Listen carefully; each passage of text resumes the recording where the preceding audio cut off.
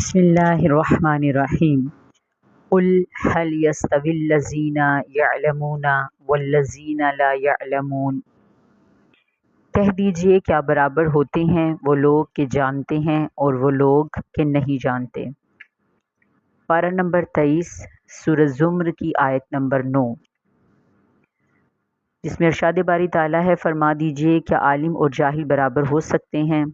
تو اس کا جواب یہ ہے کہ یقیناً عالم اور جاہل کبھی بھی برابر نہیں ہو سکتے۔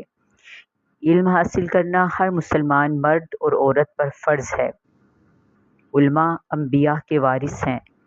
حضرت فتح موصلی رحمۃ اللہ علیہ نے ایک مرتبہ لوگوں سے پوچھا، اگر کسی مریض کا کھانا پینا بند کر دیا جائے، اس کی دوا بند کر دی جائے، تو کیا وہ مر نہیں جائے گا؟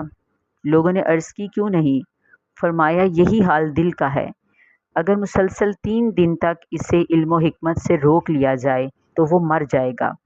دل کی غذا علم و حکمت ہے، جسم کی غذا کھانا پینا ہے۔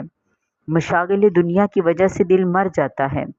علم کی طلب عبادت ہے، علم میں مشغول رہنا تسبیح ہے، علم سکھانا صدقہ ہے، علم تنہائی کا بہترین ساتھی ہے، ہمنشیں ہے، علم جنت کی راہ ہے۔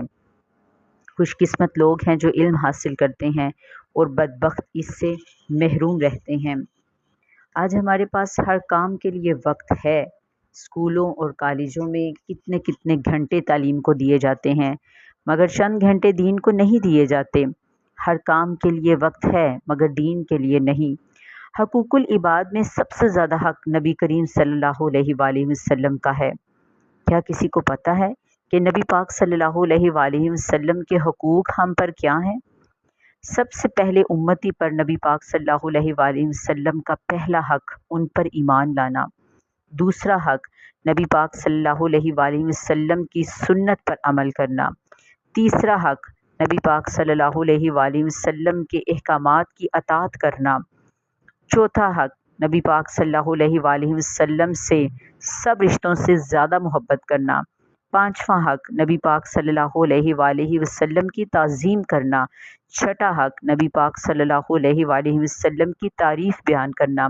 ساتواں حق نبی پاک صلی اللہ علیہ وآلہ وسلم پر درود پڑھنا۔